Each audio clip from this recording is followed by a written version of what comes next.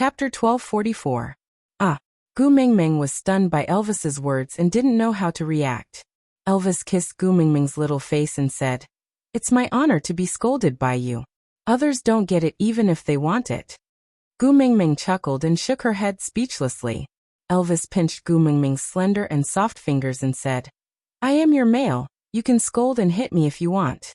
You don't need a reason or an apology, do you understand? I am not a pervert." Gu Mingming turned her head away in rebuke. Elvis placed Gu Mingming's little hand into his mouth and bit it lightly. He didn't say anything else. The two of them were sitting by the side of the stone castle and enjoying their time together when a wolf beast walked over. Upon closer inspection, they realized it was Sandy's new partner, Hodgson. "Wolf King Queen." Hodgson bowed respectfully and said, "Sandy said she misses the Queen very much and wants to invite the Queen to our house for a visit." Elvis raised his brows with an unfriendly expression and said, Sandy's temper has grown. In the past, she would at most come over without a greeting when she misses you. Now she sent someone to invite you." Gu Mingming poked Elvis and said, "It's not that she doesn't want to come, she can't come." Elvis looked at Gu Mingming in confusion. Gu Mingming gritted her teeth and said, "She took in 7 wolf beasts at once. Do you think she can get down from the bed now?" Elvis thought about how Gu Mingming would sleep for 2 to 3 days after he made love with her, unable to wake up at all. He understood, but was still very unhappy. "Then you can't go over now. The air at her place is not good now." Gu Mingming's expression changed. Gu Mingming pinched Elvis with a smile and said, "Have you forgotten that I promised Sandy that every time she mates in the future, I will congratulate her and sing for her? In that case, Xiaomeng, how long has it been since you sang for me? Didn't you sing on the way back from the Mecca desert?" Gu Mingming said. "That doesn't count." Elvis had a nagging feeling that Gu Mingming did not sing that song for him. It felt weird, but he could not put his finger on it. Anyway, something was not right. Gu Mingming squirmed in his arms and said, "I will sing for you when we are back. I am going to see Sandy now. Do you want to come with me?" What else could Elvis say? How could he bear not to look at her? Carrying Gu Mingming, he stood up and headed straight for the stone castle where Sandy was staying. When he reached the stone castle, he saw Sandy nestled in Colin's arms, looking so weak that she was about to die. Bode was holding a stone bowl and feeding her carefully mouthful by mouthful, his eyes filled with heartache. The moment she looked up and saw Gu Mingming, a smile finally appeared on Sandy's face.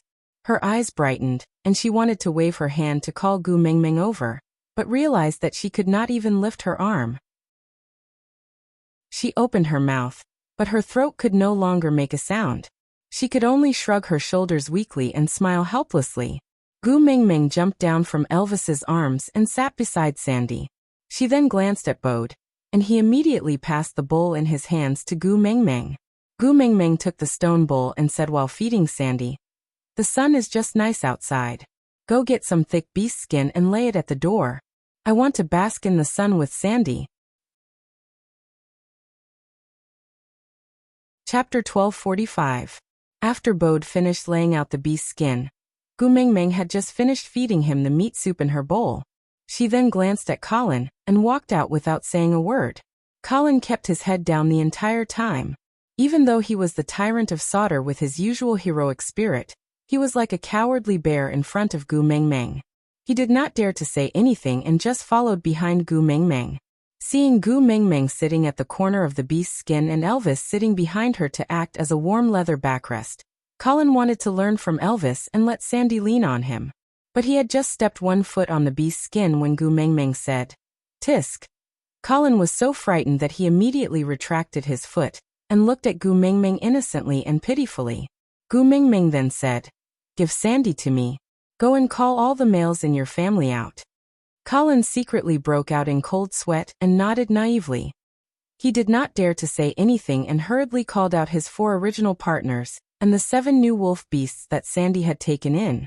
There was a total of 11 of them, and they stood in a row in front of the beast's skin.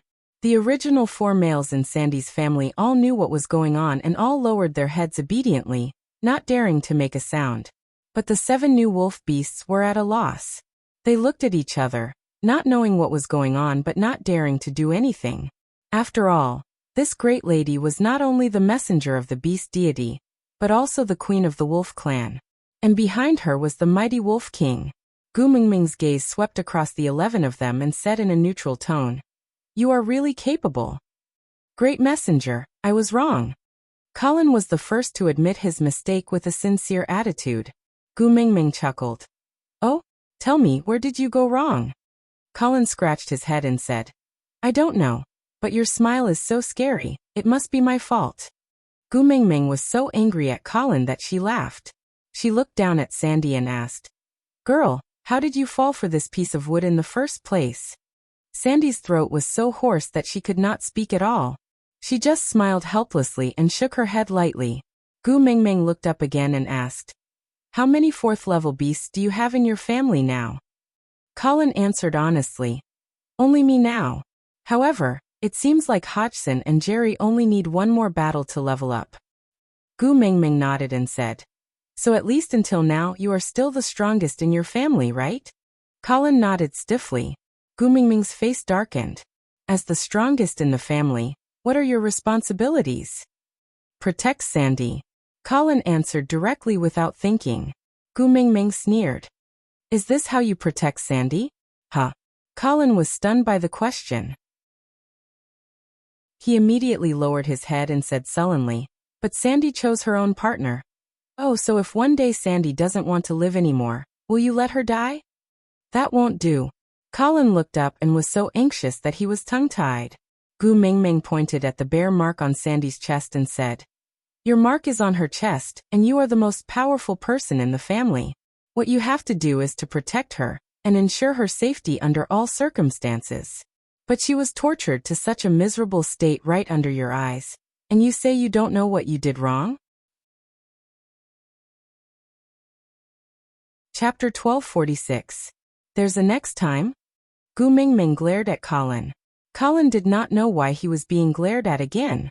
He pointed at the wolf beast beside him and said, "The 5 of them have not mated yet." This time it was Gu Mingming's turn to be stunned. After 7 days, they only mated with 2? Damn it. Inhuman. Gu Mingming turned back to look at Elvis in shock. Elvis chuckled and bit Gu Mingming's earlobe. He whispered into her ear, "Now you know how much control I have over myself?" F***K. Every time she was tortured by Elvis and Leah, it was as if every bone in her body had been disassembled and reassembled. And it was actually the result of control. Gu Mingming felt so tired. She ignored Elvis and just looked at Colin. She sighed and said, "Didn't I say it the last time? If you can't protect Sandy, I will bring her away." Gu Mingming, I know I was wrong. I really know I was wrong. Colin immediately admitted defeat and promised, "In the future, when they mate, I will sit at the side and watch. If Sandy can't take it anymore, I will immediately stop and bring her away. I won't let her suffer anymore. I beg you, don't bring Sandy away." The 7 wolves looked at each other. When they first arrived at Sodder, they had already inquired about the general situation here. They knew that Sandy and the Queen were on good terms. They also knew that this 4th-level bear Colin had once been the messenger's guard, and was now Sodder's strongest fighter. Because of his protection, the 2 young masters were not so passive in Sodder. In these 7 days, other than Hodgson and Jerry who had mated with Sandy and did not know what was going on outside, the other 5 wolves had witnessed Colin's ruthlessness. They all had a tacit understanding not to offend Colin after mating. But who could tell them what was wrong with this coward now? Gu Mingming did not care about what they thought. She just lowered her head and held Sandy's little face, asking, "Sandy, is your throat sore? Do you want to eat yellow sauce?" Sandy knew that Gu Mingming was feeling sorry for her. She was afraid that she would be bullied by her new partners because of her good temper. So she came to show them her power. She wanted to tell them that the person supporting her was the messenger of the beast deity, Gu Mingming. Although she felt that Colin was innocent, Sandy still nodded cooperatively. Her little eyes were filled with grievance. Gu Mingming nodded her head, her heart aching for him. Then when she looked up at Colin, her smile changed. Colin stared blankly for 2 seconds, then immediately said, I know the yellow needle beasts. I'll get you some yellow gravy. I will only take half from each nest. I promise I won't kill them all." Only then did Gu Mingming reply with a lukewarm yeah. Colin turned around and ran away as if he had just been pardoned. Gu Mingming's gaze turned and landed on Bode. She grinned and Bode's hair stood on end. He could not help but take half a step back and lowered his head. Great messenger, I know I was wrong too. As long as you don't take Sandy away, I'll accept any punishment you say. Bode, you are Sandy's first partner, but how much longer do you plan to stay in the second rank? Gu Mingming's words hit the nail on the head, making Bode speechless. When he first mated with Sandy, he was only a level 1 orc. It was only after experiencing so many battles in the past 2 years that he finally rose to level 2. Even so, compared to his current family members, level 2 was still not enough. In the beast world, being weak was a sin. Chapter 1247. But apart from accumulating experience, opportunities were also very important for a male to level up. Fighting with all their might, some could easily level up, while others couldn't even advance to the next level. And Bode just happened to belong to the second category. Even before he met Gu Mingming, he had been longing to level up so that he could protect Sandy from Nina. But now, even after fighting with all his might, he had only advanced from the first level to the second level. Gu Mingming sighed. I know someone who might be able to raise your fighting abilities, but the method must be cruel and the process must be painful. I'll go. Bode blurted out almost without hesitation. His gaze landed on Sandy's worried face. Bode smiled as he knelt down on one knee and caressed Sandy's little face. You'll be fine with Colin and the rest taking care of you. No matter how hard it is, I will ascend to become your pride as soon as possible. I will not let others say that your first partner is a useless piece of trash. Be good, alright? Sandy knew that every time someone used Bode's level to make fun of her, Bode would feel sad in his heart. She knew that Bode was already working very hard, and she didn't think that being a second-level beast was something to be ashamed of. But Bode was a male. He had his pride that he had to protect. Sandy's throat couldn't speak. She could only hold Bode's hand and look deeply into his eyes. Bode had been partners with Sandy for many years. He could understand her intentions just by looking at her. He kissed her face. Don't worry. I will not let Joseph and his brothers lose their father. I will be back as soon as possible. Sandy finally nodded, but her gaze was still reluctant to part. Bode looked up at Gu Mingming. Great messenger, please tell me, where should I go to find this person you mentioned? Gu Mingming replied, Zacharias Peter. A place and a person's name didn't need any more words. Bode hugged Sandy tightly. He planted a heavy kiss on her forehead before leaving without looking back. Gu Mingming hugged Sandy. Don't worry. Qixin and Kamwu are there. Nothing will happen. Sandy smiled at Gu Mingming. She knew that Gu Mingming's arrangement was for her own good. It was also the best situation for Bode. Colin wasn't a threat to Boyd, but that didn't mean Hodgson and the others weren't. Wolf beasts were savage by nature. If you couldn't crush them in terms of strength, it would be very difficult for them to truly submit to you. Especially since Hodgson and the rest had partnered with her for the sake of the tribe. It was hard to guarantee that they would not have thoughts of eradicating and replacing Bode. Therefore, Bode had to become stronger. After scolding Colin and making arrangements for Bode, Gu Mingming's gaze finally landed on Hodgson and Jerry. The two of them were still in a state of shock from Colin and Bode's scolding. When they met Gu Mingming's eyes out of the blue, they were startled and instinctively avoided her gaze. In a confrontation between wild beasts, the first to retreat would be the loser. Gu Mingming chuckled and said, Originally, I was here to congratulate you and Sandy for mating. But seeing you guys torturing my Sandy into such a miserable state, I really don't feel good about it. Chapter 1248. I am a very fair person. As Gu Mingming spoke, she placed Sandy's head down from her knees, and even thoughtfully wrapped a piece of beast skin into a pillow to cushion Sandy's head. Then, she patted her lightly before standing up. You guys have made my precious Sandy suffer, so I will make you guys suffer twice as much in order to appease your anger. Sandy shook her head. Hodgson and Jerry looked at each other, not understanding what Gu Mingming meant. Gu Mingming smiled and clapped her hands. She got into a fighting stance and said, I heard that both of you are at the peak of 3rd level, and can level up after a fight. I, the great messenger, will personally be your sparring partner.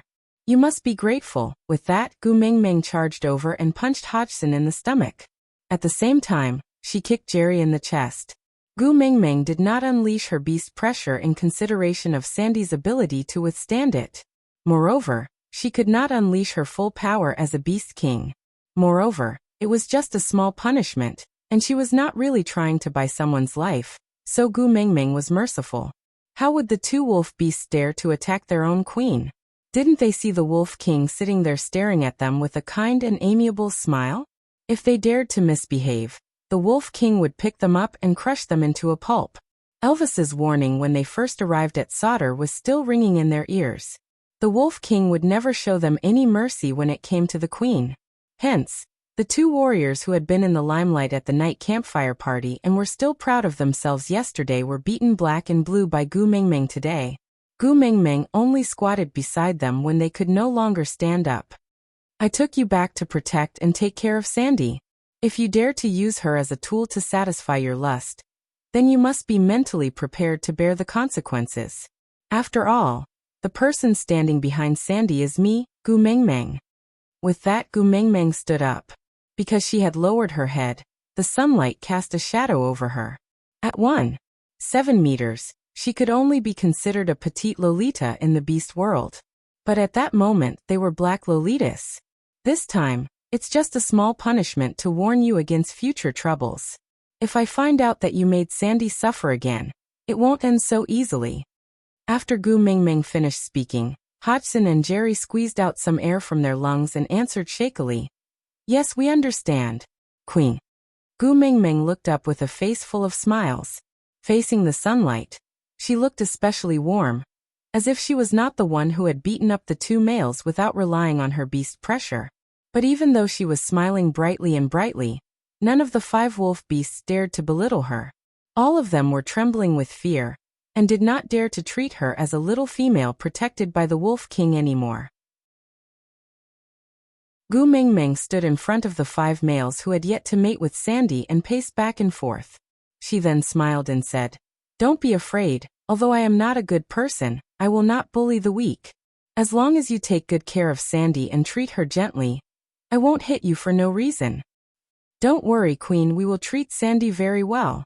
The wolf beasts nodded repeatedly, not daring to be the slightest bit slow. Gu Mingming then sat down beside Sandy in satisfaction. She lifted Sandy's head and placed it on her lap, then asked, Where's the water? Chapter 1249.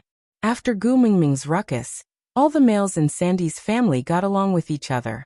They no longer doubted why Bode would suck up to Gu Mingming the moment he saw her. They also no longer doubted why Colin would immediately admit defeat when Gu Mingming only glanced at him casually. Yet they had to learn from their seniors' experiences. Afterwards, Gu Mingming hugged Sandy and sang Dowry once again. This was what Gu Mingming had promised Sandy in the past. She would sing this song for her whenever she mated. As Bode and Colin were not around, Sandy's other old partner, Adali, could only lead the way. Even Hodgson and Jerry, who had been beaten up by Gu Mingming, were supported by others to stand in front of Gu Mingming. Then they bowed and said, Queen, thank you for not being a male. Gu Mingming smiled. She was already used to this kind of gratitude, even from the initial awkwardness. Every male in Sandy's family would thank Gu Mingming for not being a male, because Leah had said that if Gu Mingming was a male, they would not even have a chance. Gu Mingming said a lot of things to Sandy unilaterally. Sandy clearly could not open her mouth to reply, but the 2 of them still communicated smoothly by nodding, shaking their heads, smiling and frowning. They chatted happily. When Colin returned with all his bags, he saw 2 of the 7 new wolf beasts sitting at the entrance of the cave on their last breaths, while the other 5 were eagerly waiting on Gu Mingming and Sandy. If Colin had watched court dramas before, he would have thought of an adjective, little eunuch. You're back. Gu Mingming felt refreshed after beating up Sandy. Her smile was much brighter when she greeted Colin. Colin did not hold a grudge against Gu Mingming for teaching him a lesson just now. He just gave her a silly smile and hurriedly mixed the honey into water. He brought out 2 cups, one for Sandy and one for Gu Mingming. Yes, Gu Mingming had a special cup at Sandy's house. After Colin returned, Gu Mingming then handed Sandy over to him to take care of. She then told him about Bode's situation, before following Elvis back to the stone castle. Sandy's body needed at least half a month to recuperate. Moreover, there were still 5 wolf beasts waiting to mate with her.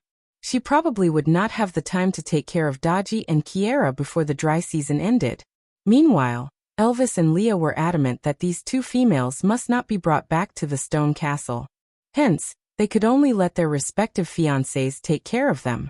Hutta would often have a soft and cute little snow fox lying on his shoulder, docile and obedient. On top of Jiaoya's head would lie a little lion. Its big eyes were intelligent, lively and adorable.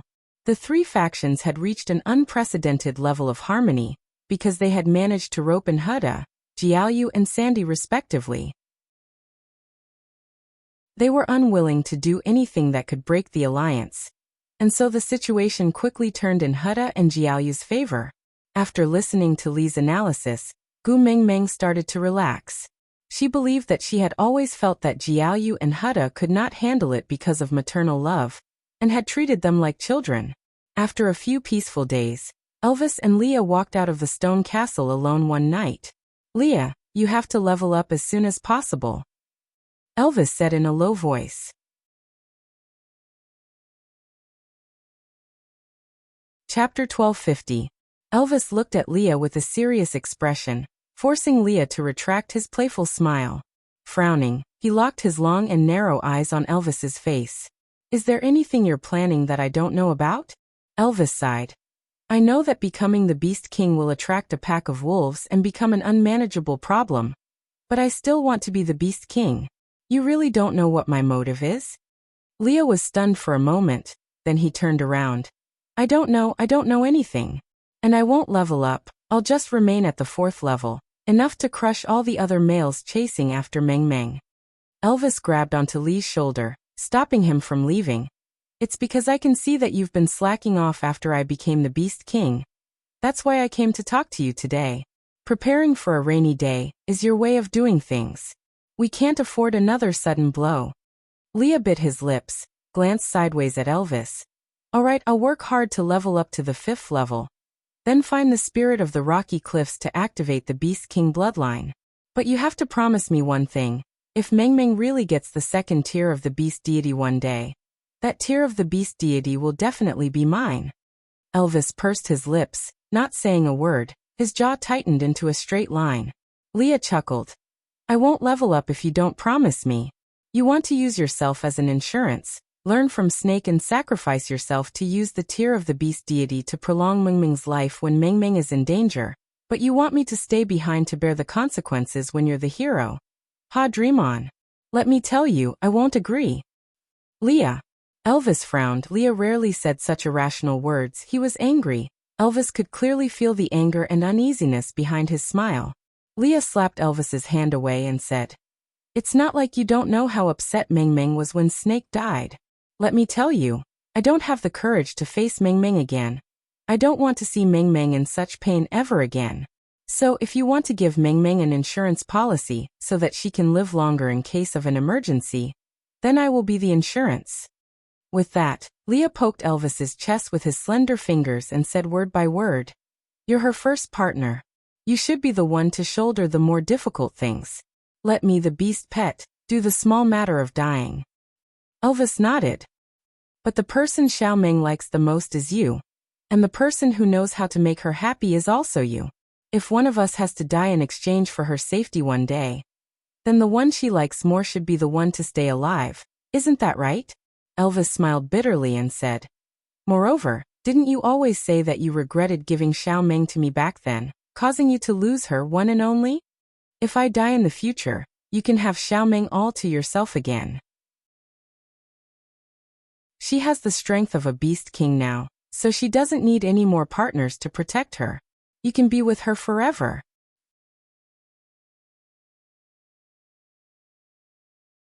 Chapter 1251. Elvis clenched his fists and lowered his hands. He did not dare to ask. He was afraid that Xiao Meng would be put in a difficult position. He was afraid that Xiaoming would admit or deny. He was even more afraid that Xiaoming was so smart and could see through his intentions. She would know that he was trying his best to advance to Beast King, so that he could use his own life to prolong hers when she was in danger again. He did not want to be helpless when she was on the brink of death again. But this was a selfish decision. Death was such an easy thing. The one who was forced to live was the one who would be tortured. Wasn't Snake's death already demonstrated once? Leah was right. He used himself as the golden elixir to save Gu Mengmeng and became a hero. But Leah, who stayed behind to comfort Gu Mengmeng, had to endure her unbearable pain. He was not afraid of death, but he was afraid of Gu Mengmeng's frown. Leah suddenly stopped in his tracks. He turned around and smiled at Elvis. "You also know that I am a fox." Elvis was stunned for a moment. He did not quite understand what Leah meant. Leah placed an arm on Elvis's shoulder. He smiled slyly. "It is in my nature to be sly. What should I do? I don't like things to develop in a direction that is not beneficial to me." Elvis held his forehead. "Speak properly." Leah swayed his tail. He stood up straight. "There are two ways. One, do as I say. I will work hard to advance to the peak of 5th level. Then, we will look for the spirit of the rocky cliffs for me to activate the Beast King bloodline. If anything happens, let me be the second tier of the beast deity. 2. I will go in and wake Meng Meng up now. I will tell her your plan, and let her teach you a lesson." Elvis hesitated but pretended to be calm. "You said that it will only make Xiaoming sad. You won't do anything that will make her sad, right?" Leah shrugged. "I am not the one doing the things that will make her sad. If I don't report what I know, I will be treated as an accomplice. So you decide. Do you want us to work together and hide this matter?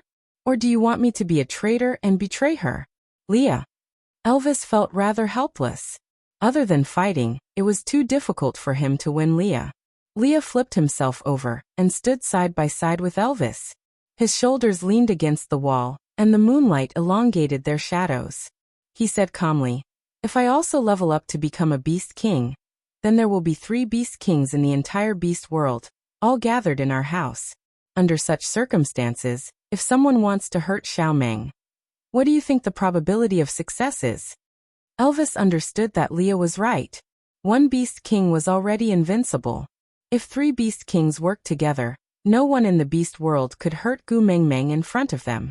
Even now he had enough power to protect Gu Mengmeng and prevent anyone from hurting her. But the memory of the last time Gu Mengmeng was on her last breath, and he could only kneel on the ground and cry blood, was too clear. He was really afraid, so he suggested a foolproof solution. He did not want Leah to become the Beast King, not because he was afraid that Leah would shake his position after he became the Beast King, but because he knew that the success rate of activating the Beast King bloodline was only 30%. His success was largely due to luck.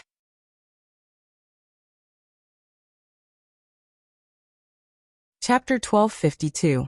If you don't choose, I will go in and call Meng Meng. Leah said, and was about to enter the house. "I promise you." Elvis instinctively pulled Leah back, but the moment he said that, he gave a bitter laugh helplessly. "I, the first partner, am still being led by the nose by you." Leah chuckled. "That's because you know what I said is right, and my strategy has always been the most comprehensive. Don't worry, Meng Meng is a female that I have spent a lot of effort to get back. Unless I have no other choice, I can't bear to abandon her to die." Elvis nodded. "The best scenario is that the 2 of us can protect her forever and not let her get hurt." Leah nodded and said, "All right, there's nothing else, right? If you are willing to stay here and admire the night view, you can continue. I am going in to hug my Meng Meng to sleep." Elvis chuckled and didn't reply. He just followed Leah back into the stone castle. Perhaps their worries were groundless, or maybe it was because Gu Mengmeng's near-death experience had such a huge impact on them that after experiencing the fear of losing her, they could no longer bear to see her get hurt or bleed. So if she had a nosebleed, they would almost go crazy. If she had a thorn in her hand, their hearts would ache for a long time. So before they found the love of the sky, they would never let her have children. Gu Mengmeng didn't know about the conversation between Elvis and Leah. The latter part of the dry season was busier. Sauter's tribe was now more than 10 times its original size, and the population was increasing exponentially. That well was still not enough to supply everyone with water. Eventually, they could only collect water by family, with those with cubs taking priority. Sandy's family became the first family to collect water every day, because not only did they have cubs, they also had 2 female cubs under their name. Gu Mingming expressed that she had no objections, so naturally no one dared to say anything. As a result, Sandy's status in Sauter had unknowingly changed. Sandy herself did not realize it, but other than herself and Gu Mingming, everyone else's attitude towards Sandy had become more cautious and respectful. Just as Hutta and Jiaoyu were busy with the matter of the water source, an unexpected visitor came to Sauter. This visitor who descended from the sky caused quite a commotion in Sauter, because the aura he exuded was too sharp and did not fit in with the people around him. A sharp glint flashed past his eyes, making people want to retreat. This sharpness had nothing to do with his level. He clearly didn't release any beast pressure, but it was enough to make people tremble. Oh. Elvis looked lazily at the wild wolf who came to report and frowned. He turned to Leah and said, "There are 2 beast kings here and there is still someone who dares to barge in alone." Leah stood up and patted the dust off his body. "I'm afraid they don't have good intentions. You accompany Ming Ming. I'm going to meet the guest." As Leah had interacted with Elvis for a long time, he could understand the wolf's language. Hence, he did not need Elvis to translate for him to know what the wild wolf had said to him. Gu Mingming, on the other hand, was like an outsider as she stared at her 2 males speaking in riddles. She turned around and asked, "What's wrong? What kind of person was that? Stray beasts?"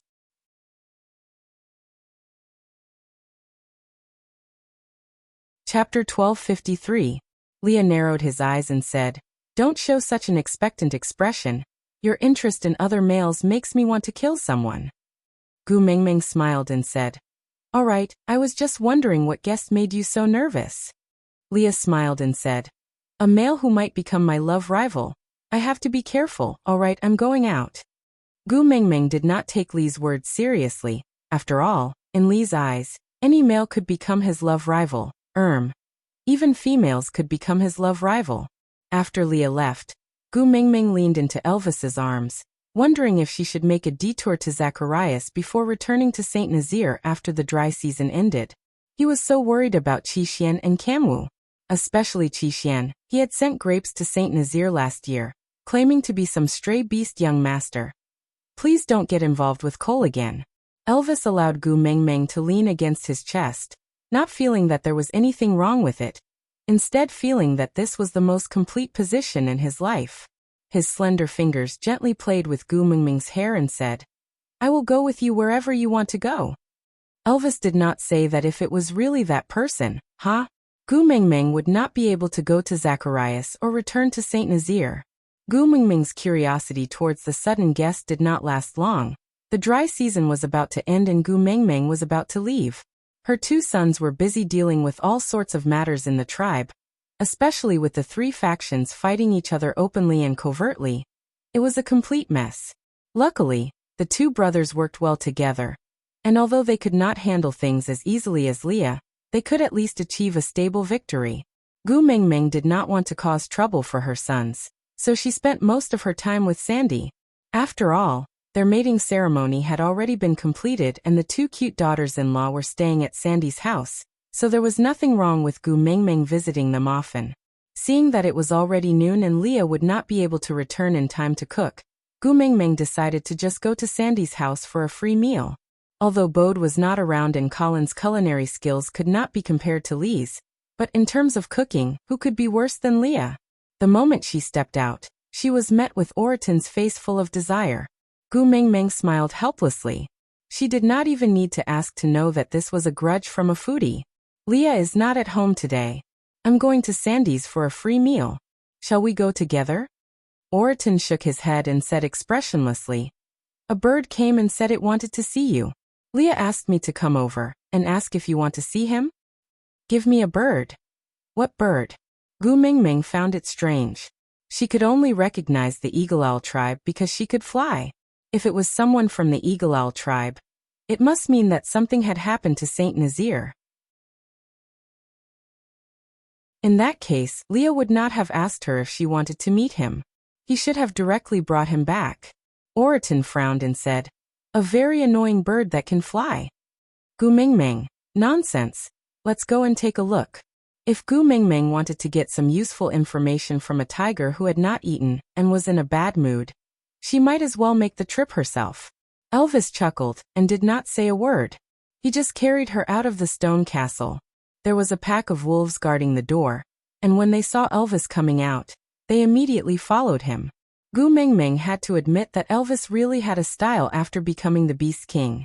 Every time he went out, he would be like the owner of a kennel, bringing a pack of huskies with him.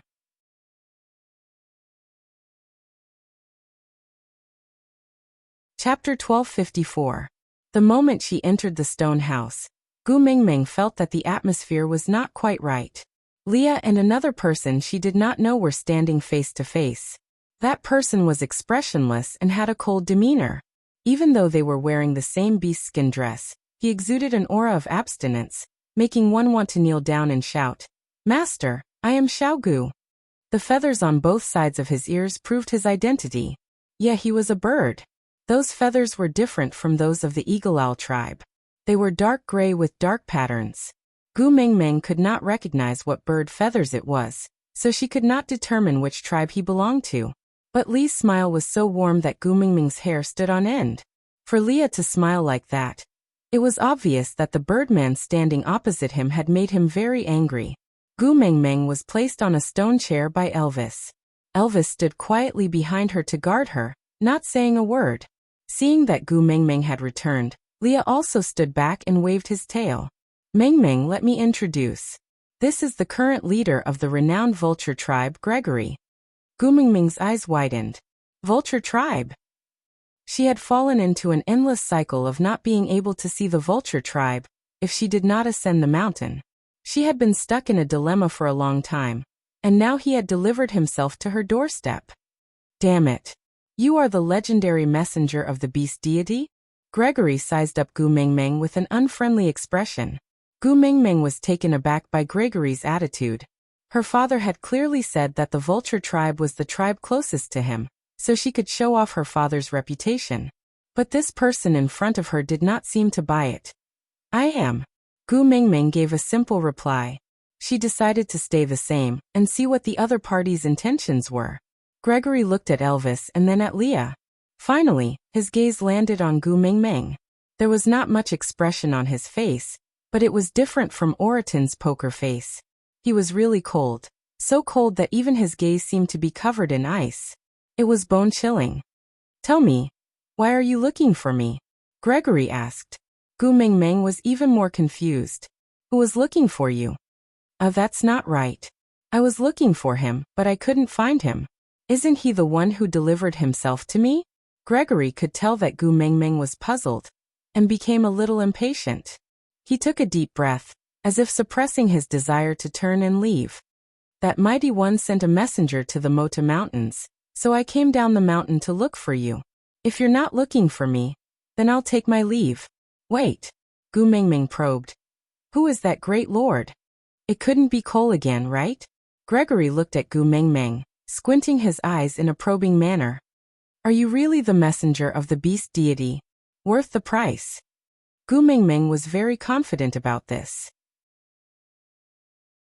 Gregory did not agree and said, "Since you are the messenger of the beast deity, how would you not know who that lord is?" Gu Mingming was at a loss for words. She really did not know who that lord was.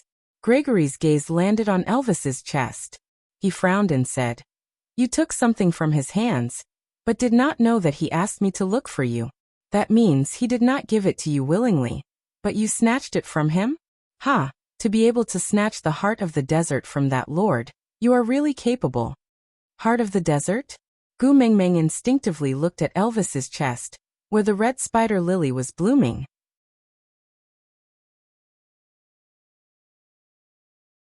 Chapter 1255. Wait a minute. Seeing Gregory turning to leave, Gu Mingming said, "Although I don't remember who that great lord you are talking about is, but I do have something to discuss with you." Since he helped me to pass the message, he should be in cahoots with me. Gregory turned back to look at Gu Mingming. What's the matter? I want the love of the sky. Gu Mingming straightforwardly stated her motive. Gregory looked at Gu Mingming for a long time. You can't go up to Mota Mountains. There was no hint of sarcasm or mockery. He was just stating the truth. So I need you to help me, Gu Mingming said. Gregory looked at Elvis and then at Leah. He shook his head. The peak of Mota Mountains is a sacred place for vultures. They can only bring their partners there to pray for blessings during mating. Other than that, no outsiders are allowed to enter. So, if you want to enter, you can only climb up yourself and defeat all the guards along the way. Gu Mingming was considering the feasibility of this plan when Gregory continued. But Mota Mountains are very steep. There are sharp rocks at the foot of the mountain. Based on your and your partner's abilities, you should be able to handle it. But starting from the middle of the mountain, it is a smooth cliff without any footholds. Unless you can stick to the mountain walls like a lizard, you will definitely not be able to continue climbing. Stick to the mountain walls like a lizard. Gu Mingming's brain was working furiously. She was trying to think of an alternative plan. But before she could come up with one, Gregory continued. Based on your wolf partner's abilities, you will need more than half a day to cross the middle of the mountain at his fastest speed. And if you want to climb up the mountain, a conservative estimate is that you will need to climb for 3 to 10 days. During this period, you will not have any food, water, or rest. You will also have to face the constant attacks from the birds guarding the mountain. If you slack off for even a moment and fall, the 10,000-blade stone knife at the foot of the mountain will kill you. 3 to 10 days without eating, drinking, sleeping, or resting. You will also have to face attacks and climb up the smooth cliff without any footholds. This was something that was simply impossible to achieve. Even if you manage to do it, the real test will only begin after you cross the middle of the mountain. Because the closer you get to the peak, the lower the temperature. The winter you usually spend on land is like a greenhouse compared to the climate on the mountain top. Accompanied by the low temperature and howling winds, the snow is like countless sharp claws cutting into your body. One of your partners has the advantage in terms of strength, while the other has the advantage in terms of race, so they can probably last for 2 days. As for you, you don't have a hard and thick fur to resist the cold and wind, so you can only last for half a day at most before you freeze to death. Grace's emotions were calm throughout the entire process. He was like an expert deducing a mathematical formula. Every word he said was precise and professional, which was very convincing. Gu Mingming had the relevant psychological knowledge from Wang Xiaoxin. She could judge from Gregory's body language and micro-expressions that he was not exaggerating. Every word he said was the truth. So, even if the three of them risked their lives, they would not be able to ascend Mota Mountains. Was that what he meant? That's why I said I need your help, Gu Mingming said.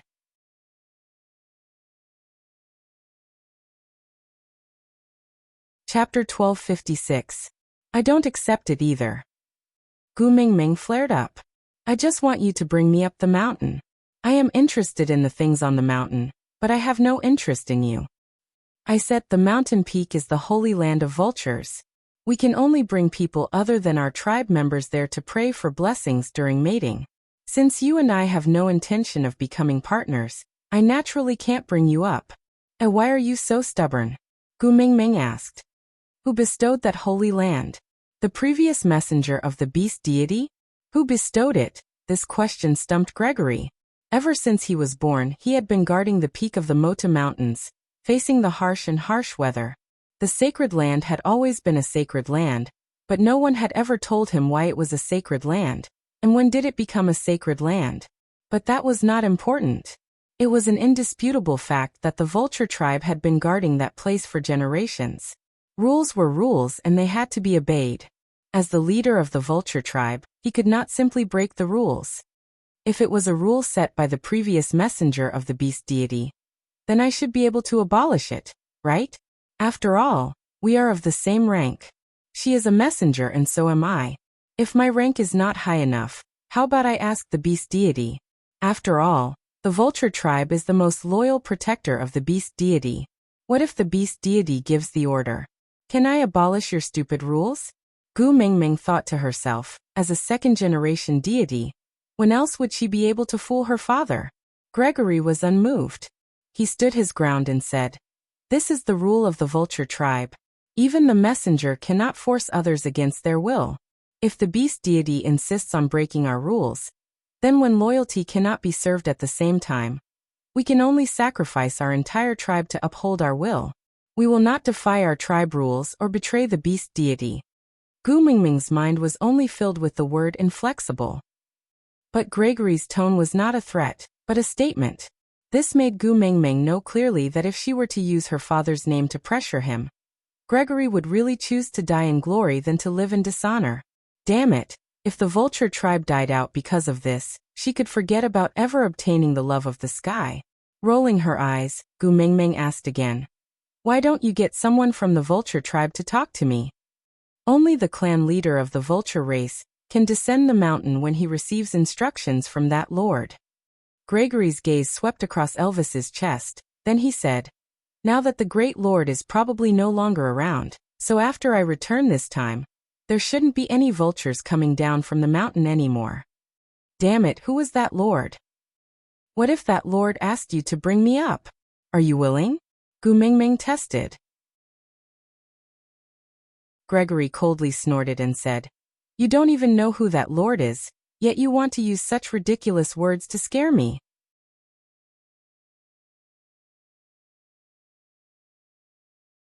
Chapter 1257. Gregory furrowed his brows, seemingly unwilling to do so. He didn't like fighting with land beasts. They were crude, barbaric, and filthy. The smell on their bodies was unbearable. Although this messenger of the beast deity looked pretty nice, he didn't know why he didn't like her. He had a feeling of resistance towards her. But since that great lord had already given the order, he couldn't reject it. She then looked at the red spider lily on Elvis's chest. "Since this is the final order from that great lord, I will definitely obey. I will give you a month's time. If you don't have a reason to convince me after a month, I will fly straight back to Moda Mountains."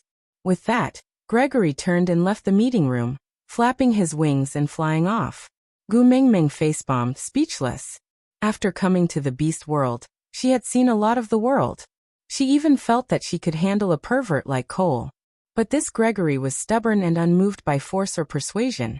Turning to look at Leah, Gu Mingming asked, "Leah, can't we not have the love of the sky?" "Of course we can." Leah chuckled and kissed Gu Mingming's forehead. "I only need you. I don't need little foxes." Damn it. Did he mean that without the love of the sky to protect her from the pain of childbirth, he wouldn't let her get pregnant? Gu Mingming rubbed her chin and thought for a moment. Why not? Try the 7-word mantra. She wrinkled her nose and was about to cry when Leah wrapped his arms around her waist and pulled her into his arms. "You know I can't do anything about your tears. So if you want to cry, I will definitely give in. Actually, it's nothing much. At most, I will be on tenterhooks when you're pregnant.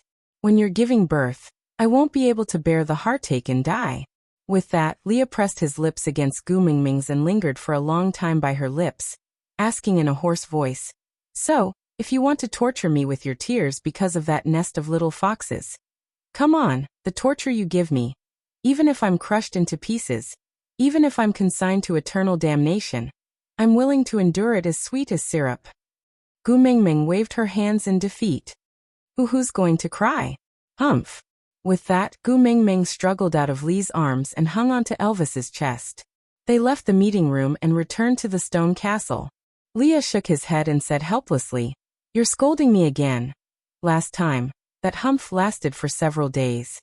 She didn't speak properly, nor did she eat well. All kinds of cold violence, forget it. It was better to torment him than to torment herself. As long as she was fine, he could endure any grievances. When Gu Mingming returned to the stone castle, Sandy, Huda and Jiaoyu were all there. "I saw that you didn't go to my place today, so I came to find you." Sandy saw that Gu Mingming had returned and went forward to hold her little hand, saying, "I heard that a member of the birds tribe came to the tribe today and specifically asked to see you. What kind of person was that? Did he cause you any trouble?"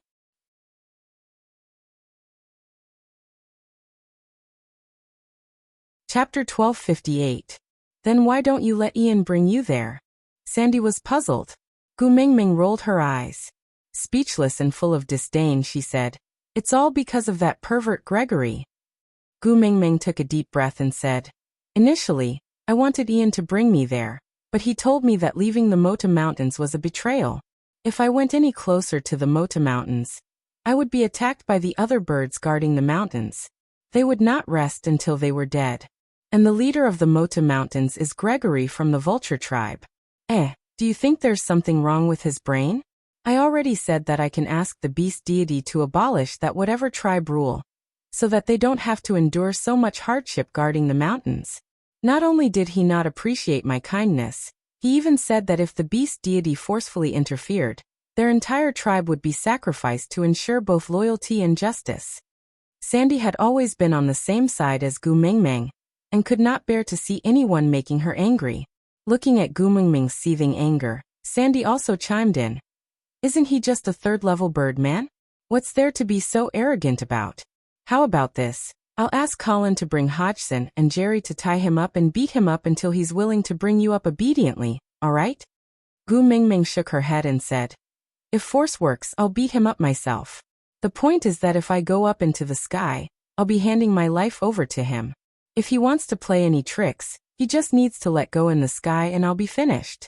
So he must be the one who willingly brings me up." Sandy thought about it and agreed. Even if he was scared of being beaten up and agreed to bring Gu Mingming up, what if he took revenge in the sky? By then, no one would be able to protect Gu Mingming. It was too risky. This would not do. Why not you mate with him? There's nothing wrong with having one more partner. The moment she said that, the temperature in the room dropped by 8 degrees. Elvis's and Lee's faces turned darker than a millstone. What if Gu Mingming really took in that birdman just to give birth to a nest of little foxes? In front of Wings, Elvis and Leah had no advantage at all. Would they be able to compete for his favor in the future? That guy didn't look weak. After mating, he should be able to reach level 4, or even level 5 immediately. So when he found the spirit of the rocky cliffs in the future, should he activate the bloodline of the Beast King? Elvis and Lee's thoughts had already flown to the horizon. But Gu Mingming could not be bothered with them. She just pouted and shook her head, saying, "He doesn't like me and I don't like him either. He dares to look down on you." Sandy immediately exploded upon hearing that. She dropped the table and stood up. "You are Gu Mingming." She was the best female in the entire beast world. He was just a birdman. Why wouldn't he like her? Was he blind? No, this can't be tolerated. Absolutely cannot be tolerated. Where was that birdman now? I want to reason with him. Gu Mingming wrapped her arms around Sandy's waist and hung on to her like she had no bones. With a wronged look, she said, "I just know that only my baby Sandy knows how good I am." "Yeah, you're enough. The others have no taste and don't know what's good for them. We won't argue with them."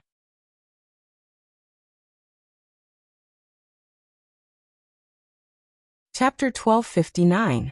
Jiaoyu sat beside Leah and poked him with his elbow. "Are you just going to watch my mother fret?" Leah sighed in exasperation.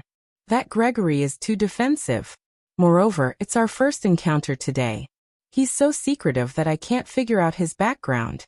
We were completely led by the nose in the first round." But Jiaoyu didn't believe him. He raised his brows. "Everyone has a weakness. No matter how strong he is, he can't be so secretive. Your mother has fought for a month's time. We have to properly meet this Vulture tribe leader in this month." Leah patted Huda and Jiaoyu's shoulders. "You are guests from afar. You two must not forget Sauter's etiquette." "Understood." Huda chuckled. Jiaoyu teased Kiera. "Let me say this first. I'm just trying to find a way out for my younger brothers and sisters. I'm not doing this for you." Leah knocked on Jiaoyu's head and said, "You will beg me one day in the future." Definitely." Jiaoyu smiled. "But you can't reject me when I beg you. Right? Daddy Leah?" Jiaoyu smiled. Daddy Leah sounded sweet and gentle. He looked at Leah with eyes that were 90% similar to Gu Mingming's. Lee's heart tightened. He covered Jiaoyu's eyes and pushed him to the side. Clenching his teeth, he said, "Yes." Jiaoyu stood up and patted his butt. He reiterated. Everything I'm doing is to find a way out for my younger brothers and sisters. It's not because of you. Got it. Leah clenched his teeth. Jiaoyu's repeated emphasis was clearly telling him to remember this little demon's favor. Sigh. What else could he do but continue spoiling the little wolf pups he had taught? Who asked him to be so helpless against those eyes? Jiaoyu and Hutta walked to the door and bade farewell to Gu Mengmeng and Sandy, who were sitting at the door and complaining crazily.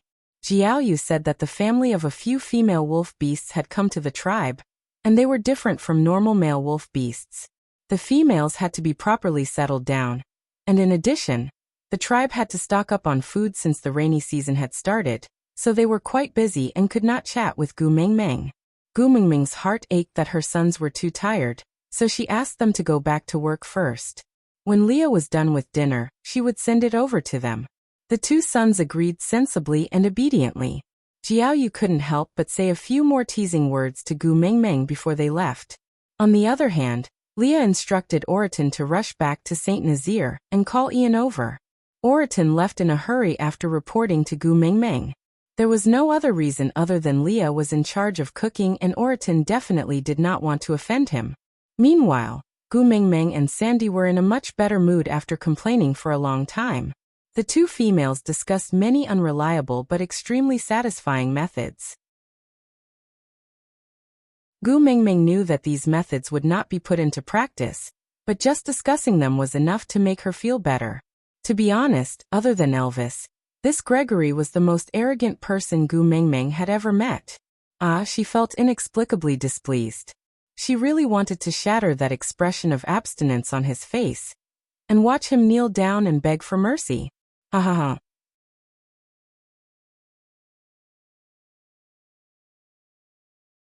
Chapter 1260. Li's words always made sense, so Gu Mengmeng gladly accepted Li's suggestion. So in the following 3 days, Gu Mengmeng had nothing to do. Instead, Leah and Jiaoyu were secretly whispering to each other. Morse code. On the 4th day, Leah returned to the stone castle with a smile on his face. The moment he entered, he opened his arms wide, waiting for Gu Mengmeng to throw herself into his arms. Gu Mengmeng didn't know what Leah was up to, but still threw herself into his arms, giving him a welcome home hug. Leah stroked Gu Mengmeng's little head. I have neglected you these 3 days. Did you miss me? Gu Mengmeng chuckled. Although Leah was a little busy, he did not neglect her. No matter how busy he was, he would always come back to prepare 3 meals a day. If he could solve a problem outside the stone castle, he would never go outside. At most, he would go to the meeting room when he was plotting something with Jiaoyu. The so-called neglect probably meant that he did not stick to her 24/7. Heartless. Leah pinched Gu Mengmeng's little face and grumbled. I miss you to death every second we're apart. But you don't even care if I'm not by your side. Am I still your most beloved partner? Gu Mengmeng's smile widened. She felt extremely helpless. Li's tone was like a concubine who had been wronged. Gu Mengmeng felt that she should lift his chin and say something along the lines of "Come, I will love you dearly tonight. This Gregory has not even married into the family, and I have already fallen out of favor. If you really accept him in the future, will there still be a place for me in this family?" Gu Mengmeng's face froze. She looked at Leah. What has this got to do with Gregory? I don't like that old cadre at all. Gu Mengmeng knew that she did not have any masochistic tendencies. With Leah and Elvis, gentle and considerate partners who coaxed her in everything, why should she like that ice block who looked down on her? Moreover, she had said long ago that having 2 partners had already crossed her bottom line. She would never have a third one. Seeing Gu Mengmeng's look of disdain, Li's mood became much better.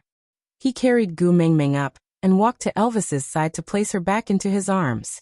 He leaned on her knees and said, Jiaoyu, that fellow is very capable. He managed to get quite a lot of information from that bird man. Oh. Gu Mengmeng had always known that Jiaoyu was quick-witted, but she did not expect that even Leah would be led around by the nose by Jiaoyu. Her interest was instantly piqued. What did you get out of him? Tell me? Leah swayed his tail lazily and Gu Mengmeng instinctively reached out to scoop him up. She hugged his white and furry large tail in her arms and stroked it back and forth. Leah felt extremely comfortable from her touch. He squinted his eyes and said, "The vulture tribe is the same as the snow fox tribe. They are the followers of the messenger of the beast deity." The only difference was that Sauter was in control of all land beasts. The vultures are in the dark, hidden in the Mota Mountains, leading all the birds to protect the sacred relic. From what Gregory said, the sacred relic that they are protecting is not only the love of the sky, but also something else. However, Jiaoyu did not dare to ask further, because if he asked too deeply, Gregory would definitely sense it. Once he is on his guard, it would be difficult to pry his mouth open.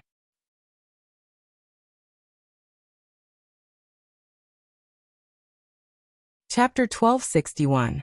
Leah continued. All birds are not allowed to leave the Mota Mountains. Did you think of anything? Think of what?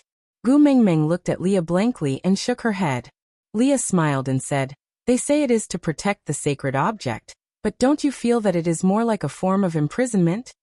She thought about what Ian had said. The living conditions were terrible, but they were not allowed to leave. Once they left, they would be considered a traitor and a disgrace. If they returned, they would be attacked and killed by all the birds. This was not only inhumane, it was also a life imprisonment. Moreover, it was a hereditary system and their descendants would be trapped in the Mota Mountains forever. If it was just to protect something, they could just bring it along and guard another mountain. Why did they have to guard the Mota Mountains with the terrible weather? In that case, besides the love of the sky, they are also guarding the Mota Mountains. Gu Mingming raised her suspicions. Leah nodded in agreement and said, So they do not allow any birds to move out because they are afraid that the news will be leaked out and people will guess. Even Ian kept his mouth shut about what happened in Mota Mountains after he migrated out.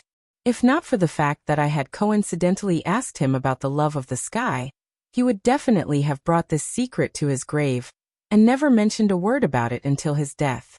From this point of view, flying beasts were indeed more trustworthy than land beasts. After all, once land beasts mate, their partners are the most important, and they can do anything for their partners.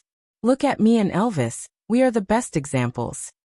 Gu Mingming chuckled and said, Yes, you two are the best.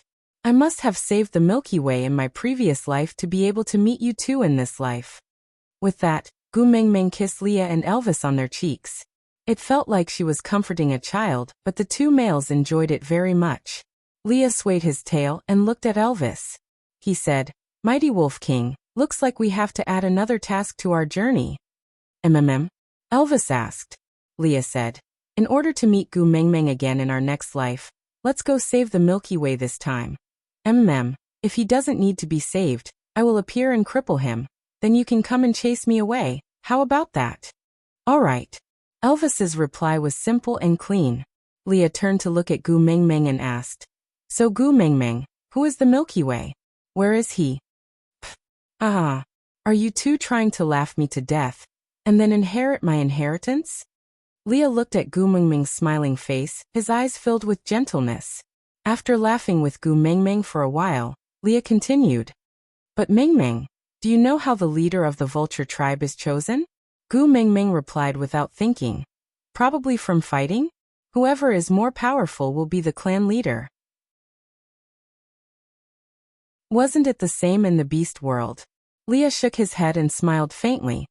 No, whoever can sense the signal sent by the messenger of that great lord will be qualified to be the tribe leader. It's that lord again. Who is that lord? Gu Mingming frowned. Her instincts told her that she should know that great lord. After all, Gregory had sworn that that great lord was guarding the heart of the desert. Now that she had obtained the heart of the desert, it proved that she had at least seen that great lord before.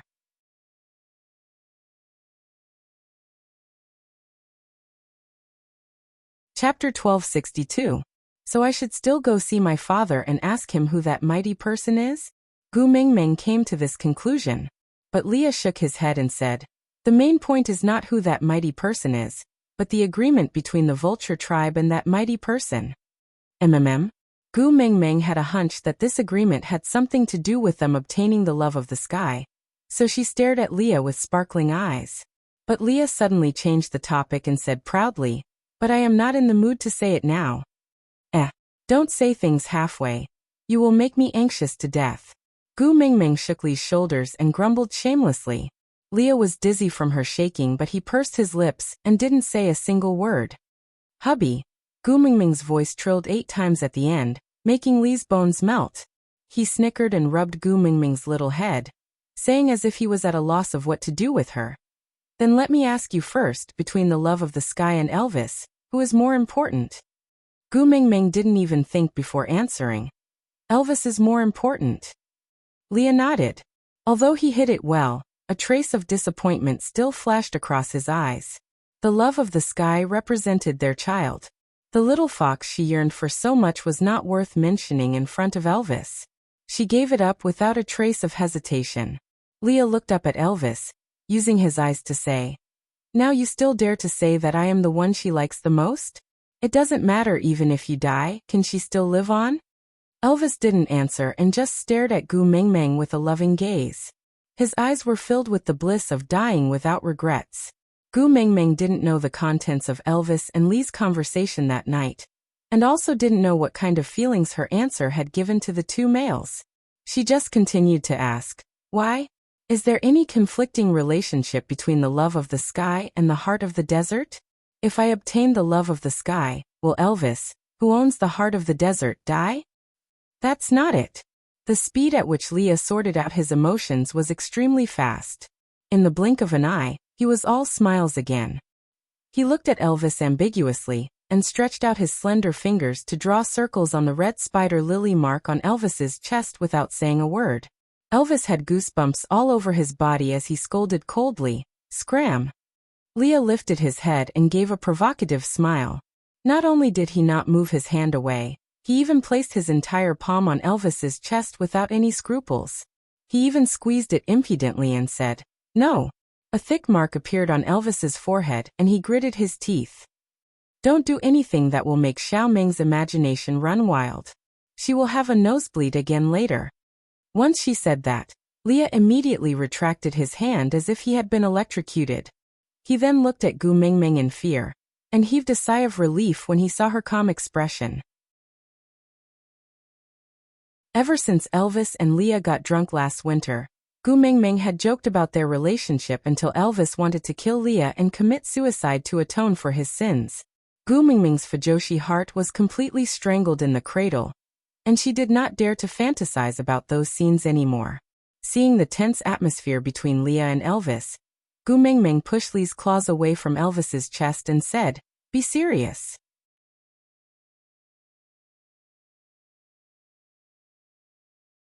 Chapter 1263.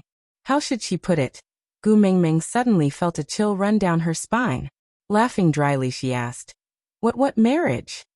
Leah glanced at Elvis but smiled without saying a word. Elvis's tail bristled from Li's laughter, and he ground his teeth loudly.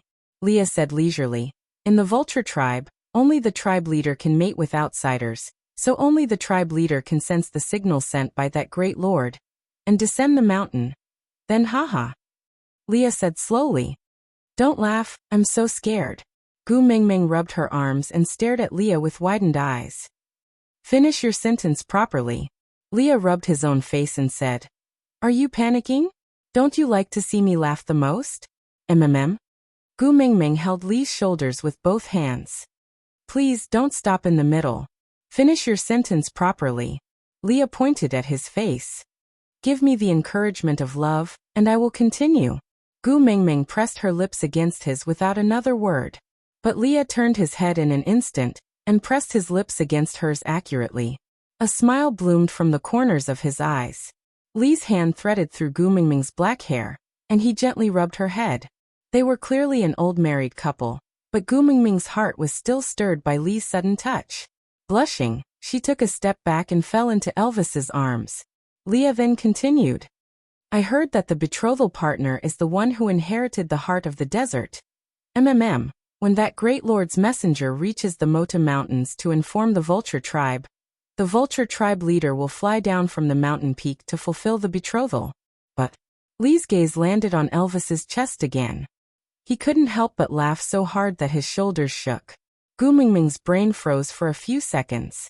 She hugged Elvis with both hands like a child protecting her beloved toy. She shook her head furiously. No, no. I don't want the love of the sky anymore. If that bird dares to snatch my hubby away, I will stew him.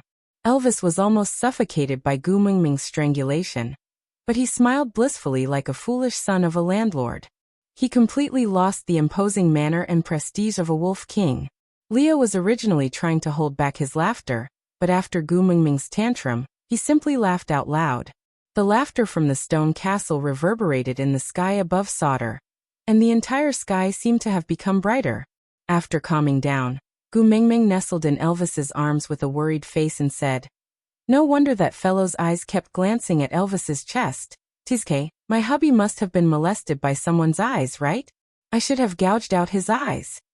Ah, I'm so jealous." Leah wagged his tail and said, "Hey Xiao Mingming, if others look at me like this, will you dig your eyes out too?" "Dig," Gu Mingming said firmly. "I will dig out the eyes of whoever dares to rape my man." Leah and Elvis could not help but chuckle. Xiaoming's jealous look was really cute.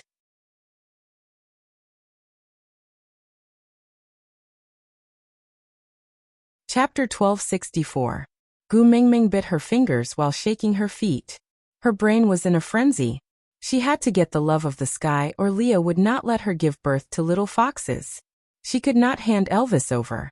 Damn it, she could not hand him over even if she died. She could not sell her husband no matter what. So she still had to start from Gregory. Weakness. What exactly was his weakness? Modern men were easy to guess. Wealth, power, and women. Any man could not escape from these three. To put it proudly, in the beast world, Gu Mingming herself was already the most powerful woman? But what did he say? He said he did not fancy her. Power? Mota Mountains was beyond the rules of the beast world and Gregory was the leader there. He probably had the highest power. Seeing how he despised land beasts and did not seem to want to be the leader here. Even if Gu Mingming gave him the official title of the messenger of the beast deity, he would not even take a second look. Then what about wealth? Gu Mingming scratched her head. He was just a damn bird. Why would he need wealth? Heavens, could he give me Lei Zhenzi's thunder god hammer? Maybe even birdman like that thing. Gu Mingming felt like she was going crazy. Raising her head, Gu Mingming looked at Leah with a pitiful gaze. I am indeed not suitable to think about people. What should I do? I want the love of the sky, but I don't want to hand Elvis over. Leah, can you think of a way? Leah smiled in satisfaction but shook his head. He knelt down on one knee and hooked Gu Mingming's chin with his finger. No, my dear Gu Mingming. You should say Leah, think of a way. Don't you know that? If it is your order, I will definitely execute it. Just like how he would rather be injured, or even die than to level up at the third level. At the crucial moment of that battle, it was Gu Mingming who ordered him not to be injured. So he agreed with a smile and broke through to the third level. If it was her order, even if it did not match his own plans, he would still execute it. But ever since that time, Gu Mingming never spoke to him in a commanding tone. Actually, he was very disappointed. He had been waiting for her to trust him and rely on him. She would no longer think of solving problems by herself, but instead lay lazily in Elvis's arms, casually throwing troublesome matters to him and ordering him to solve them. Only then would he feel that he was needed, and only then would life have meaning. Facing Li's urgent gaze, Gu Mingming said softly, "Yeah, I want the love of the sky, but I don't want to give Elvis to him. Leah, go and think of a solution." Li's smile was very blissful, even more dazzling than the warm sun in March. He held Gu Mingming's little hand and kissed the back of it. "As you wish, my queen." That night, Ian and Oriton arrived at Sauter together. For the first time, Leah did not return to the stone castle for the night, and instead had a secret discussion with Ian, Jiaoyu, Huda and Oriton in the meeting room for the entire night. They analyzed all the known information and came up with a meticulous plan step by step. Like a net that was about to catch a bird, they slowly spread it out unknowingly and wanted to trap Gregory within a month, manipulating people's hearts.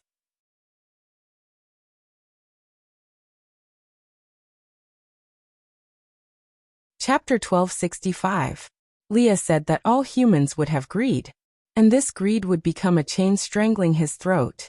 The other end would be in the hands of an outsider, and he would naturally become a stray dog. He had schemed against the messenger of the beast deity in the past, but he did not know that the messenger of the beast deity was Gu Mengmeng. He had paid a heavy price for it, and after that, he no longer dared to look down on all living things from the perspective of God, to arrange other people's destinies, and to plot the path of others' lives. It was really a long time before he returned to his old profession. The next day, Gregory was invited to the stone castle. He was especially cautious the moment he entered, and was always on guard. But from start to end, Gu Mingming's family did not mention anything about the Moda Mountains. They only talked about the interesting things in their lives, some trivial and scattered, and completely in the style of daily life. There was not a single bit of probing or attacking content. During the meal, Leah greeted Gregory warmly, telling him that he must try his best dishes. Gregory was not used to such warmth, but could not reject it, so he could only accept. After living like this for more than 10 days, Gregory had gradually relaxed his vigilance. He had even developed the same habit as Oriton. Every morning he would fly out and bring back some bird eggs and flying beasts. Then he would head straight to the stone castle to share a meal. Oriton was especially friendly towards Gregory because it was actually very difficult for land orcs to hunt for birds. Even if they managed to catch them, they were either too young or too old. On the other hand, Gregory could always bring back plump and juicy birds that were in the prime of their lives. Ian had already arrived at Sauter for many days, but strangely, he did not show himself. Gu Mingmeng occasionally asked about Leah, but he always changed the topic. Gu Mingmeng then understood that Leah had his own plans, so she did not bring it up again. Half a month had passed, and Sauter welcomed another batch of uninvited guests. Elvis felt the restlessness of the wolf pack, and could not help but frown. "I will go out to take a look." Gu Mingmeng's expression was also unfriendly. She shook her head and said, "Let's go together." The originally lively scene instantly turned cold, because of Elvis and Gu Mingmeng's expressions. Lee's smile did not diminish, but there was a hint of malice in it. He followed behind Elvis, not saying a word. Oriton had a poker face to begin with. His expression didn't change, but his body was emitting the aura of battle. Gregory subconsciously became vigilant. His muscles tensed up as he followed behind them. He didn't even think about what a battle between land beasts had to do with him. Why did he want to get involved? He just followed Gu Mingmeng, and the rest out as if it was a matter of course. The wolf pack would follow Elvis closely the moment he left the vicinity of the stone castle. As a result, what was originally a family trip suddenly became a grand sight. The wolf beasts in the tribe all sensed Elvis's aura and followed him. The snow fox tribesmen did not want to be left behind and also joined in, following behind Leah. The people from the 16 tribes did not know what was going on, but also followed. So when everyone appeared at the border of Sauter, the scene looked like a huge army pressing down on the border, ready to invade the world. There were 7 to 8 orcs standing at the edge of the tribe. They were so frightened by this scene that their stomachs and legs were cramping. They said while trembling, Sir Messenger. It was the young master who asked us to deliver grapes."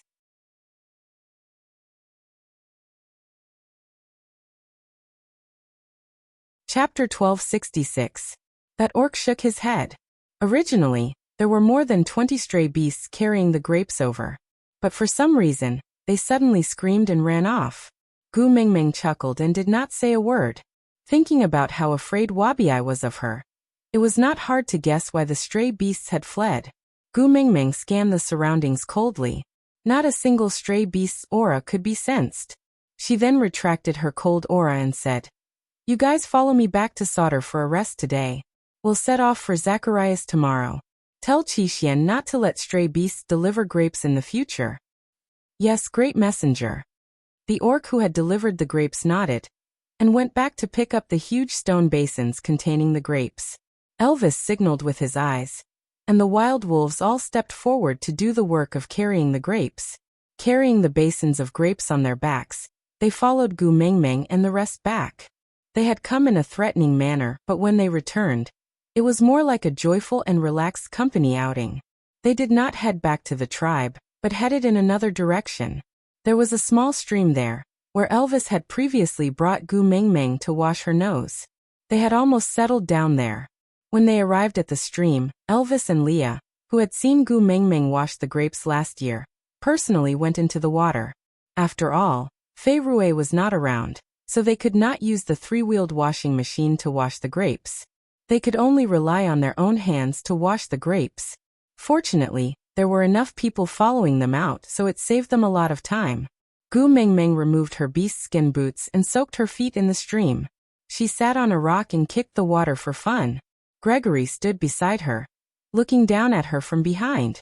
How should he put it? Her coldly commanding the army in Elvis's arms was too eye-catching. Even if there was a stronger beast king standing beside her, her brilliance could not be overshadowed. She was clearly a petite and soft body, but it contained an energy that no one could ignore.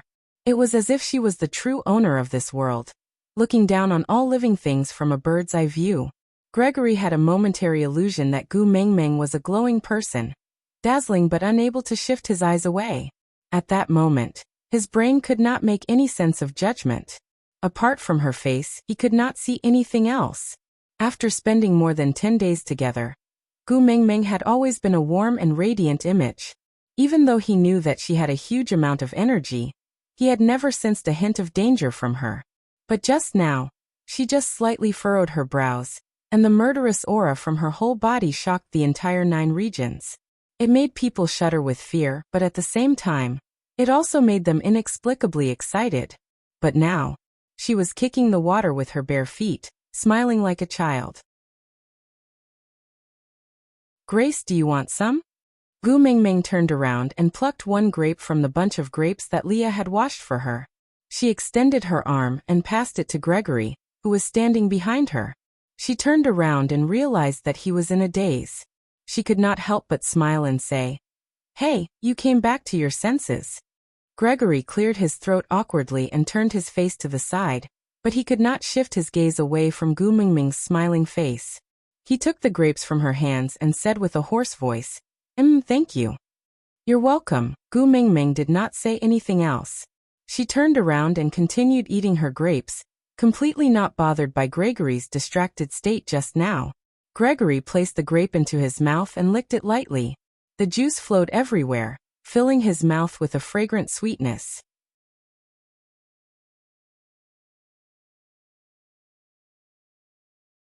Chapter 1267. After washing the grapes, Elvis asked someone to send the grapes back to the stone castle, while he handed Gu Mengmeng over to Leah. He went to the forest to find a tree suitable for making wooden barrels to store wine. Leah smiled the entire time, ignoring Gregory's gaze that was glued to Gu Mengmeng. He was not jealous at all, as if he did not care at all. The stone castle was the residence of the 2 beast kings and the 9th highness, so outsiders were not allowed to enter. So after washing the grapes, other than those who helped to carry the grapes, the rest of the tribesmen returned to their own homes. Only Gu Mengmeng, Leah, Gregory, Oriton and Sandy's family were left in the stone castle. Gu Mengmeng divided the grapes into 2 big basins, one for Sandy to bring back to eat, while asking Leah to keep the other for them to eat. Then, she placed the remaining grapes in the stone basin, and called the little snakes over to grind the fruits into mud like last year. Sandy was intrigued and chased after Gu Mengmeng with questions, while Gu Mengmeng answered all of them patiently. It was only when Elvis returned with his men carrying the newly made wooden pail and the temporarily sealed stone basin's lid that Sandy could finally relax. She tugged at Gu Mengmeng and said, "The way that fellow looked at you was not quite right." Gu Mengmeng looked over and Gregory immediately averted her gaze. He turned his head stiffly and looked a little suspicious, but Gu Mengmeng did not think too much about it. After all, he had made it clear from the start that he did not fancy her, so he would not slap her in the face like this, right? Sandy saw that Gu Mengmeng was not paying attention and tooted. She poked Leah again and said, "That bird man is powerful and has a unique look. He is on a different path from you and Elvis. If Gu Mengmeng accepts him, you might fall out of favor." Leah just smiled and said nonchalantly, "What else can I do? My Gu Mengmeng is so outstanding. Everyone will definitely love her. If I guard against everyone, then I will be filled with love rivals. Sandy raised her eyebrows, thinking to herself, did Lee's brain get squeezed through a door? Why did he suddenly change his mind? Wasn't it time to use her as a love rival to scare her? What did he say the last time? He wanted her to thank him for not being a male, or else he would definitely kill her to prevent her from fighting with him for love. Why are you pretending to be generous now? Leah seemed to have seen through Sandy's thoughts and added, moreover, Gregory will only stay here for a month. After a month he will return to the Mota Mountains. Even if he mates with Meng Meng now, they can only be lovers for about 10 days. As for me, as long as Meng Meng is happy, I can endure anything. So if Meng Meng wants to accept him, I can endure it for about 10 days. Grace clenched his fists at Leia's words. His chest felt stifled and uncomfortable, but he couldn't tell the reason. He would leave in 10 days. This was something he had set himself. He was the leader of the vulture race.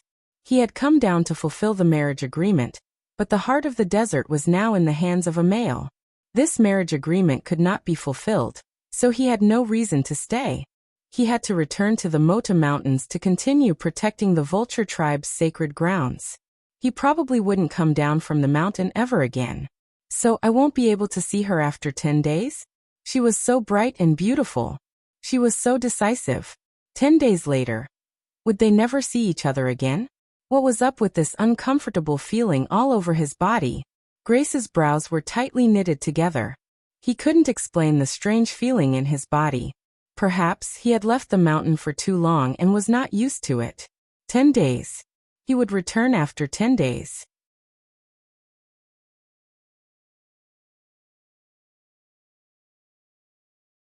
Chapter 1268. Gregory. Gu Mingming smiled and said, don't listen to Lee's nonsense, they are just joking. Gu Mingming thought that Gregory's expression was not good, because Leah had gone overboard with his joke. After all, to the males in the beast world, mating was a sacred thing and should not be used as a joke. Gregory's face was expressionless, but his eyes dimmed. He nodded and said, I know. Oh right. What is the bird you brought back previously? The one with beautiful feathers. Gu Mingming changed the topic to avoid awkwardness. Gregory thought for a while and said, Melody? Gu Mingming nodded furiously and said, yes, that's it. Is it hard to catch that bird? Gregory shook his head and said, not hard. It was just that the habitat of that bird was rather far away, and they happened to pass by this area when they were migrating previously, so Gregory caught 2 for Gu Mingming to try.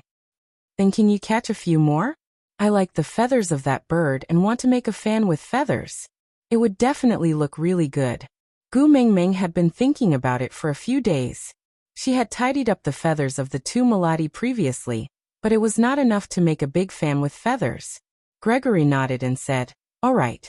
To catch a Melody, Gregory would need to fly at full speed for half a day without stopping. A round trip would take an entire day. If he could catch 2 at once, he would need to make a few rounds to catch enough for her to make a fan. That was good too. He would not have to keep looking at her when he helped her catch a Melody. Perhaps he would not feel so strange if he looked at her less. With that, Gregory spread his wings and flew away. Gu Mingming stood at the same spot and reached out her hand to Air Kong. Her sentence, go after eating, turned into a mumble. She shook her head helplessly and said, he's still an impatient person. Forget it, Gregory is so powerful he won't let himself be hungry. Gu Mingming didn't think too much about it, and just turned around to play with Sandy. She said that when the feather fans were ready, they would each have one so that they could use the fans to fan themselves during the hot rainy season and dry season. There was no need to use the elephant ear leaves anymore. Leah looked at Gregory, who had flown far away, with a faint smile on his lips. Meanwhile, Gregory, who was soaring in the sky, kept replaying Lee's unintentional joke in his mind. Even if they mated now, they could only be a loving couple for 10 days. This sentence was like a spell, lingering in Grace's mind endlessly. Distraught, he rushed into the Melody's resting place and easily grabbed 2 Melody with his claws that were as sharp and hard as steel. After circling around, he flew back towards Solder like an arrow released from a bow. When he came back, It was already noon the next day. Gu Mingming was taking an afternoon nap, and Gregory had mixed feelings about not seeing her. He didn't know why he seemed to be afraid to see her. When he heard that she was taking a nap, he was relieved, but the sense of loss came one after another, overwhelming him.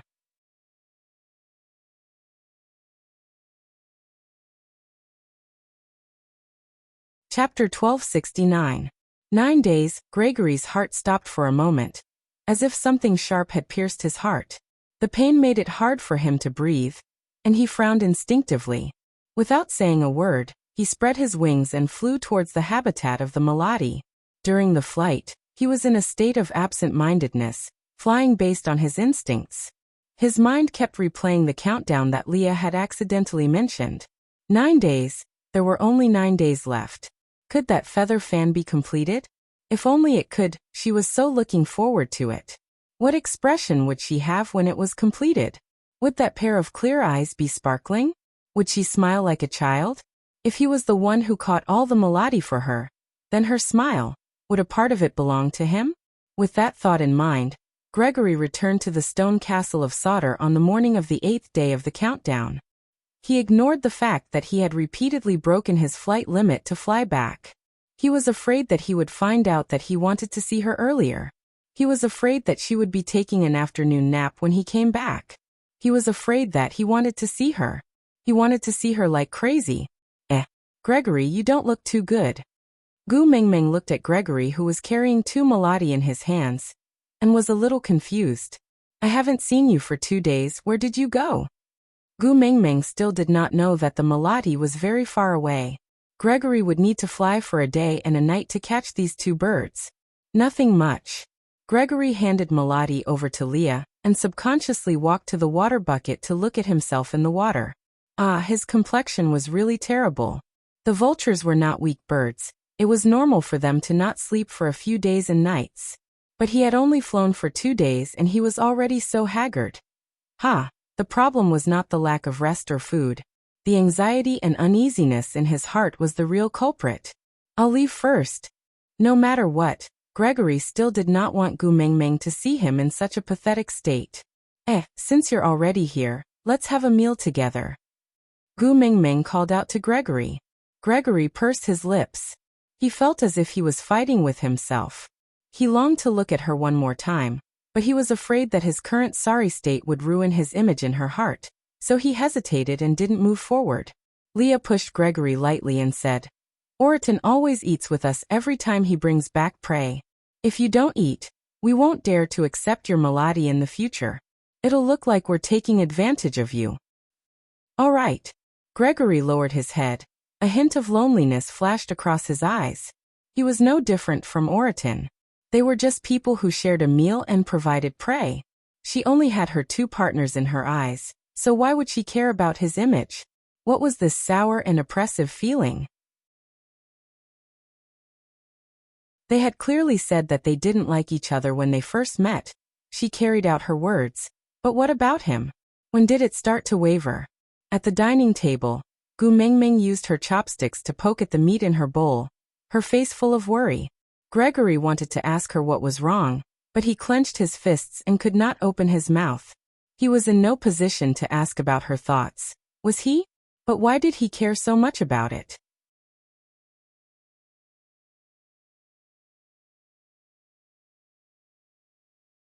Chapter 1270. This joking sentence made Gregory tense up, and he lost control of his expression in an instant. He stared at Gu Mingming with widened eyes and his heart was beating so fast that it felt like it was going to jump out of his throat. The sound of his heartbeat was deafening. Gu Mingming had been poking the meat in her bowl with her head lowered all along. She did not even look up, so she did not know how exaggerated Gregory's expression was. She just shook her head lightly and said, The rainy season has been going on for almost a month. Usually at this time, little shit should have arrived long ago. In an instant, Gregory's state of mind had changed from the scorching heat of the Mecca desert to the bitter cold of the Mota Mountains. His eyelids were extremely heavy and he could not help but lower his head. His gaze finally locked onto the bowl in front of him. It was so empty that there was no color in it. She only shook her head lightly. Why did he feel as if the Mota Mountains were collapsing in front of him, and the ground was shaking? She had already said that she did not like him. 8 days later, he would leave this place and return to the Mota Mountains, never to see her again. He knew everything, but he could not control his anticipation, hoping that she would nod and say that she could not bear to part with him, that she hoped he would stay. But so what if she said that? He would not stay. The one who was engaged to the vulture tribe was the female who inherited the heart of the desert. But Gu Mingming clearly did not have the heart of the desert, and the one with the heart of the desert was not a female. Wasn't he destined to be alone for the rest of his life? Since that was the case, it was a better outcome for her not to like him. His uncontrollable heart must have been because he had been down the mountain for too long. The climate here was different from the top of the mountain. It was all right. They would return to the Mota Mountains in 8 days.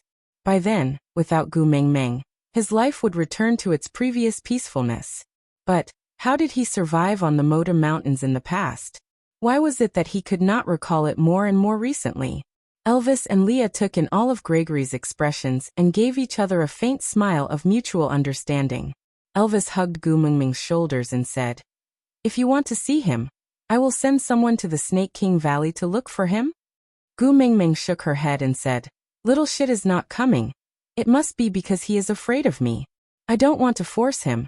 Seeing him trembling in fear in front of me makes me very sad." Gu Mingming looked up at Elvis and said, "But I miss him very much. I always feel that something is missing when little shit is not around. TSK, I haven't hit him for a long time, my hands are itching." Elvis pinched Gu Mingming's little face and said, "Hit me, I'm a beast king now. I'm more resistant than him." Gu Mingming pouted and shook her head, saying, "You didn't even retaliate.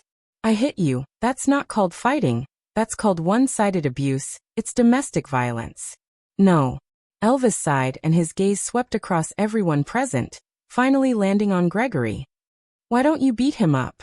Although it's only a 3rd-level beast, it's from the Mota Mountains after all. It's much stronger than an ordinary 3rd-level beast and looks like it can take a beating." Gu Mingming followed Elvis's gaze and landed on Gregory's face. Then she shook her head and said, "I still want to beat little shit up." Gu Mingming lowered her head and continued poking at the meat in her bowl, mumbling, "Little shit won't hide from me forever, right?"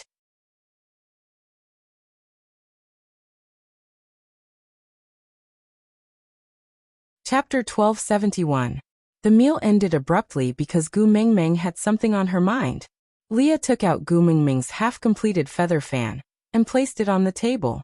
"All right, give Wabi some time to get used to it. Maybe he'll come when you're done with the fan?" "Really?" Gu Mingming looked up at Leah. Leah nodded. Really?" Leah added in his heart. "Since you want to see him, I will bring him to you even if I have to resort to trickery. Moreover, with Wabi's stupidity, it would be too easy to trick him." Gu Mingming's mood improved upon hearing Lee's words. She picked up the fan and continued sticking the feathers onto the bamboo fan frame. As she did so, she said, Gregory, I really have to thank you. If not for you, I would not have so many feathers to make a fan. I wanted to keep the first one for myself, but since you provided the feathers and you are returning to the Mota Mountains, I will give it to you after it is done. In the future, you can give it to a female you like, and perhaps you can trick a wife into coming home." After all, the beast world was lacking in resources, and the females here had never seen anything good. A little romance was enough to win a female over. For example, the last time in the bamboo forest, Gu Mingming had made a few cups out of a piece of bamboo and carved a name on each cup. Such a small object was extremely precious to Sandy. Mandy also placed it at home and used it to drink a cup of water every day, making it seem like some kind of sacred ritual. Before using it, she would have to wash herself before using it on the cup. It was really not impossible to trick a wife into coming home with such a fan. Gregory's gaze landed on the half-completed fan in Gu Mingming's hands. Trick a wife? If he gave it to her, would she want it? Okay. Gregory moved his lips and smiled bitterly. "I'm done with my meal, so I'll be leaving. I will bring Melody to you tomorrow." Thank you." Gu Mingming looked up with a smile before continuing to stick on her fan. Gregory spread his wings and left, his gaze deep and profound. 8 days, he only had 8 days left. If she had finished making her fan in these 8 days, would something have changed between them? Gregory could not tell what he was looking forward to. All he knew was that he wanted to catch enough melody for her as soon as possible, so that she could make the fan. Counting down to the 7th day, Gregory came up with a strange idea. He used vines to tie the bound Melodi's feet together one by one. Then he grabbed the vines and flew back. This time he brought back a total of 26 Melodi. Enough for her to make a fan. Moreover, he did not need to fly anymore. There were only 7 days left. He wanted to stay by her side and watch her stick the feathers on the fan one by one. Even if she did not raise her head to look at him, as long as she could stay in his gaze, that was enough. When Gregory returned, Gu Mingming was using the snake skin to filter the grape wine. She scooped the grapes from the stone basin into the wooden barrel, discarding the pulp. It was just that his eyes were empty, lacking a bit of spirit. He looked very disappointed. You're tuning in to the Echoes of the Heart YouTube channel. Don't forget to subscribe and join us on this journey to catch the most captivating stories.